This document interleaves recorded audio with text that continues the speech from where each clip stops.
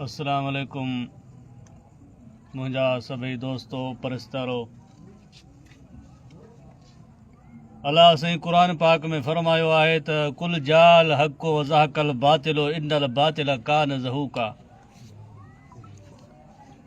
अल्लाह साईं क़ुरान पाक में फरमाया कुल कुल अमुर जो सीगो आहे जंहिंजी माना आहे ऐं मुंहिंजा मोहम्मद अरबी सल्लल्लाहु अलैहि वसल्लम तूं चओ त जा अल हक़ जॾहिं हक़ अचे थो व ज़हक़ल बातिल त बातिल कूड़ भॼी थो वञे।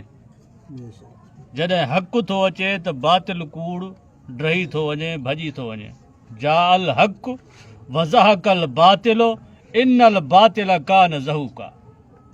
जॾहिं हक़ थो अचे त बातिल ड्रही थो वञे। मुंहिंजा अज़ीज़ दोस्तो ऐं भाइरो, सॼी दुनिया पई चवे त फ़क़ीर सनावला शर किरमनल आहे, धाड़ेला माण्हू मारिया अथसि, हीअं कया अथसि, सॼी दुनिया खे मुगालतो हुयो।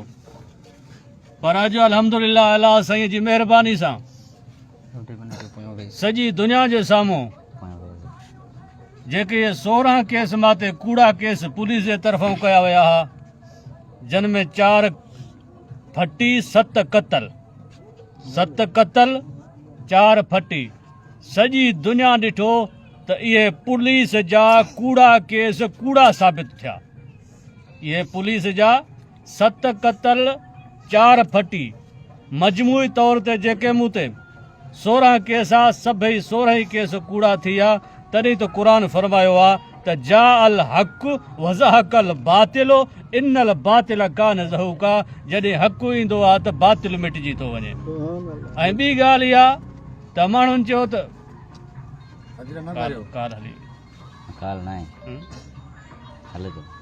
ऐं ॿी ॻाल्हि त मौत हयाती रब जे हथ में आहे। माण्हुनि चयो त फ़क़ीर खे पुलिस मारे छॾींदी, पर रब से फरमायो कुल्लु नफ़्सिन ज़ाइक़तुल मौत। मौत त सभु कंहिंखे ईंदो, पर इज़ा जा अजलहुम फला यस्ताखिरून साअतन वला यस्तक़दिमून।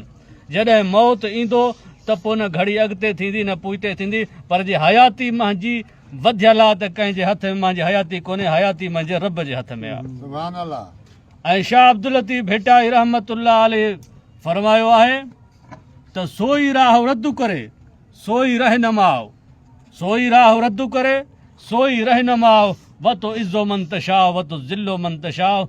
इज़्ज़त ज़िल्लत जो मालिक बि ख़ुदा जी ज़ात आहे, मौत हयाती जो मालिक बि ख़ुदा जी ज़ात आहे। कूड़ कूड़ थींदो आहे, सच सच थींदो आहे।